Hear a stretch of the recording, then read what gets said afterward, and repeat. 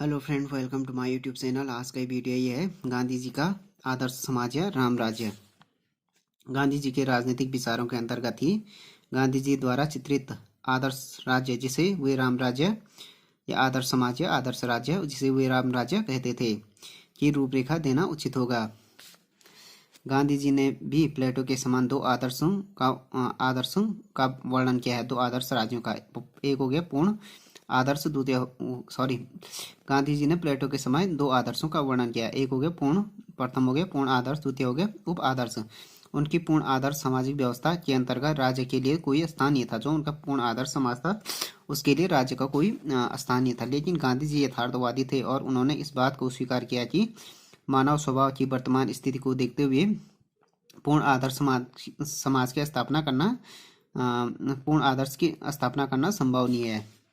इसलिए उनके द्वारा व्यवहारिक दृष्टिकोण से उप आदर्श की कल्पना की गई और गांधी जी के उप आदर्श समाज या राम राज्य के रूप में हमारे द्वारा उनके उप आदर्श का ही अध्ययन किया जाता है। गांधी जी के उप आदर्श समाज या उनके आदर्श राज्य की विशेषताएं इस प्रकार हैं। फर्स्ट हो गया गांधी जी का जो उप आदर्श या राम राज्य है, उसकी विशेषता इस प्रकार है। फर्स्ट हो गया अहिंसात्मक समाज। गांधी जी अपने आदर्श राज्य को अहिंसात्मक समाज के नाम से पुकारते थे। गांधी जी के इस आदर्श समाज में राज्य संस्था का अस्तित्व रहेगा और पुलिस, जेल, सेना तथा न्यायालय आदि शासन की बाध्यकारी सत्ताएं भी होंगी। फिर भी यह दृष्टि से अहिंसक समाज है कि इसमें इन सत्ताओं का प्रयोग जनता को आतंकित और उत्पीड़न करने के लिए नहीं, वरन उसकी सेवा करने के लिए किया जाएगा। इस आदर्श समाज में कभी कभी समाज विरोधी तत्वों के विरुद्ध दबाव का प्रयोग करना पड़ सकता है, किंतु इस दबाव का रूप सत्याग्रह का होगा, हिंसात्मक। तो जो गांधी जी का उप आदर्श राज्य था, उसकी फर्स्ट विशेषता है अहिंसात्मक समाज। तो गांधी जी अहिंसा के पुजारी थे। गांधी जी का जो अहिंसात्मक समाज था, गांधी जी ने अहिंसात्मक समाज आदर्श समाज, इस आदर्श समाज में राज्य संस्था का अस्तित्व रहेगा। पुलिस हो गया, जेल हो गया, सेना तथा न्यायालय आदि जो शासन की बाध्यकारी सत्ताएं भी होगी उनके अनुसार। फिर भी यह इस दृष्टि से अहिंसात्मक समाज है। इसमें इन सत्ताओं का प्रयोग जनता को आतंकित और उत्पीड़न करने के लिए नहीं, परंतु उनकी सेवा करने के लिए होगा। तो इस आदर्श समाज में कभी कभी जो समाज विरोधी तत्व हैं के विरोधी इन चीज़ों का प्रयोग करना पड़ सकता है, किंतु इस दबाव का रूप सत्याग्रह होगा, न कि हिंसात्मक। दूसरा हो गया शासन का रूप लोकतांत्रिक। गांधी जी के आदर्श समाज में शासन का रूप पूर्णतया लोकतांत्रिक होगा। जनता को न केवल मत देने का अधिकार प्राप्त होगा, वरन जनता सक्रिय रूप से शासन के संचालन में भी भाग लेगी। शासन सत्ता सीमित होगी और सभी संभव रूपों में जनता के प्रति उत्तरदायी होगी। तीसरा हो गया विकेंद्रीकृत सत्ता। गांधी जी के आदर्श राज्य का एक प्रमुख लक्षण विकेंद्रीकृत सत्ता है। गांधी जी संपूर्ण भारत में प्राचीन ढंग से स्वतंत्र और स्वावलंबी ग्राम समाजों की स्थापना करना चाहते थे, जिसका आधार ग्राम पंचायतें होंगी। विकेंद्रीकरण को और अधिक सफल बनाने के लिए गांधी जी का सुझाव था कि ग्राम पंचायतों का निर्वाचन क्या हो, प्रत्यक्ष रूप से हो, लेकिन ग्राम के ऊपर जो भी प्रशासनिक इकाइयां हों, जैसे प्रादेशिक सरकार, राष्ट्रीय सरकार आदि के विधानमंडलों का चुनाव अप्रत्यक्ष प्रणाली से हो, जिससे सत्ता का समस्त केंद्र ग्राम पंचायतें ही बनी रहें। इस प्रकार की व्यवस्था से ग्रामों में स्वशासन और स्वावलंबन की भावना उत्पन्न होगी और वे वास्तविक अर्थ में स्वतंत्र होंगे। तो गांधी जी विकेंद्रीकृत सत्ता में विश्वास करते थे। उनका ये मानना था कि गांधी जी का सुझाव था कि जो ग्राम पंचायतें हैं उनका निर्वाचन क्या प्रत्यक्ष रूप से हो, जो उसके ऊपर की जो भी संस्थाएं हैं, प्रशासनिक इकाइयां हैं, जैसे प्रादेशिक सरकार, राष्ट्रीय सरकार आदि विधानमंडल, उनका चुनाव अप्रत्यक्ष प्रणाली से हो, जिससे सत्ता का समस्त केंद्र क्या हो, ग्राम पंचायतें ही बनी रहें।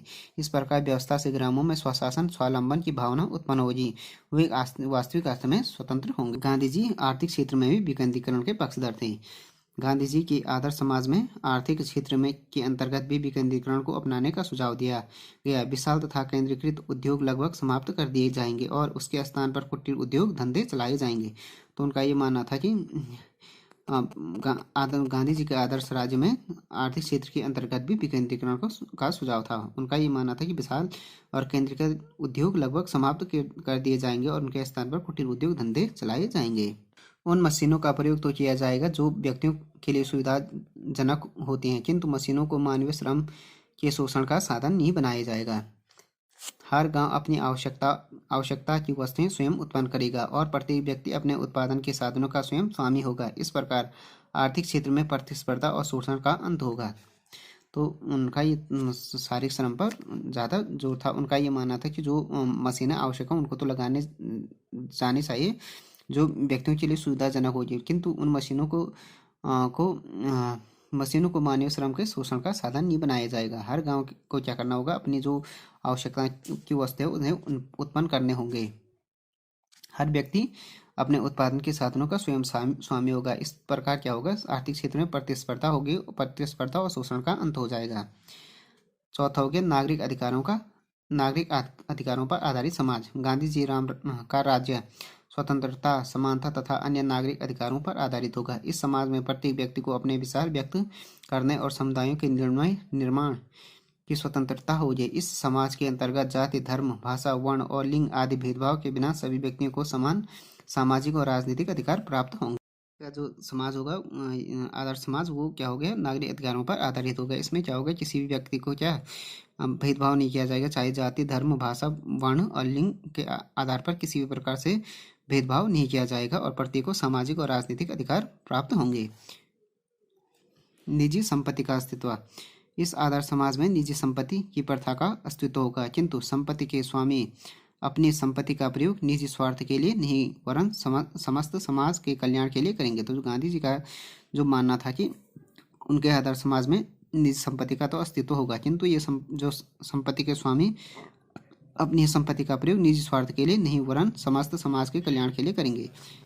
वो यह समझकर कार्य करेंगे कि उनके पास जो संपत्ति है उसका वास्तविक स्वामी समाज ही है और समाज के द्वारा उन्हें इस संपत्ति का संरक्षक या ट्रस्टी नियुक्त किया गया है। तो उनका ये मानना था कि वो जो उनके पास संपत्ति है उसका वो उपयोग सामाजिक कल्याण के लिए करेंगे। वो उस संपत्ति का जो संपत्ति उनके पास है उसका जो वास्तविक स्वामी को होगा समाज होगा। समाज के द्वारा ही संपत्ति का संरक्षण या ट्रस्टी उनको नियुक्त किया गया है।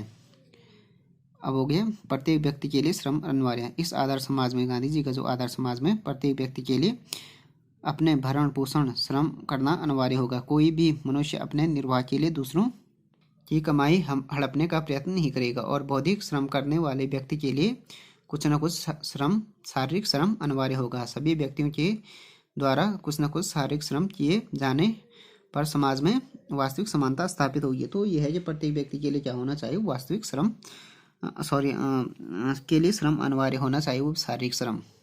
और उसके बाद हो गया वर्ण व्यवस्था। जो गांधी जी के आदर्श समाज की विशेषता है वो वर्ण व्यवस्था में, गांधी जी का आदर्श समाज वर्ण व्यवस्था पर आधारित होगा। प्राचीन काल की भांति समाज 4 वर्णों में विभाजित हो गया, ब्राह्मण, क्षत्रिय, वैश्य और शूद्र। प्रत्येक वर्ण वंश की परंपरा के आधार पर अपना कार्य करेगा। तो प्रत्येक वर्ण होगा वो क्या करेगा, अपने वंश के परंपरा के आधार पर कार्य करेगा, किंतु विभिन्न वर्गों या वर्णों के व्यक्तियों को सामाजिक, राजनीतिक और आर्थिक क्षेत्र में समान अधिकार प्राप्त होंगे। किसी प्रकार की ऊंच नीच की भावना नहीं होगी। गांधी जी के आदर्श समाज में स्त्रियों को सभी क्षेत्र में समान अधिकार प्राप्त होंगे, किंतु उनका मुख्य कार्य क्षेत्र घर ही होगा। जो गांधी जी का जो ये वर्ण व्यवस्था थे, गांधी जी ने कहा था कि जो उनका समाज होगा आदर्श समाज, वो उसमें 4 वर्ण होंगे, ब्राह्मण, क्षत्रिय, वैश्य और शूद्र। प्रत्येक जो वर्ण वंश की परंपरा के आधार पर अपना कार्य करेंगे, किंतु विभिन्न वर्णों या वर्गों के आधार पर किसी के साथ भी कोई किसी प्रकार का भेदभाव नहीं किया जाएगा। गांधी जी के आदर्श समाज में क्या, स्त्रियों को सभी क्षेत्र में समान अधिकार प्राप्त होंगे, किंतु उनका मुख्य कार्य क्षेत्र घर ही रहेगा, वुमेन का। अस्पृश्यता का अंत। गांधी जी अस्पृश्यता को भारतीय समाज, अनटचेबिलिटी को भारतीय समाज के लिए कलंक मानते थे। उनका आदर्श समाज में अनटचेबिलिटी के लिए कोई स्थान नहीं है। धर्मनिरपेक्ष राज्य। इस गांधी जी के जो आदर्श समाज है उसमें किसी विशेष धर्म को आश्रय प्राप्त नहीं होगा। राज्य की दृष्टि में सभी धर्म समान होंगे और सभी धर्मों के अनुयायियों को समान सुविधाएं प्राप्त होंगी। तो उनका जो समाज होगा वो धर्मनिरपेक्ष, जो उनका आदर्श समाज होगा वो धर्मनिरपेक्ष राज्य होगा। गौवध निषेध। गांधी जी भारत जैसे राज्य में धर्म तथा आर्थिक दोनों ही दृष्टि से गाय की रक्षा को बहुत अधिक आवश्यक मानते थे, इसलिए उनके द्वारा अपने आदर्श समाज में गो हत्या का निषेध किया गया। ध्यान हो गए मद्य निषेध। गांधी जी का निश्चित विचार था कि मद्य और अन्य मादक पदार्थ का प्रयोग व्यक्तियों का चारित्रिक पतन करता है, अतः उनके आदर्श समाज में न तो मादक वस्तुओं का उत्पादन होगा न उनकी बिक्री होगी। तो फ्रेंड्स, ये वीडियो के गांधी जी का जो आदर्श समाज या राम राज्य है उसके बारे में हो गया वीडियो, और उसके गांधी जी के उप आदर्श समाज या जो उनका आदर्श राज्य है उसकी विशेषता होगी। Thanks for watching this video. If you like this video, please subscribe my channel and like, share and comment on this video.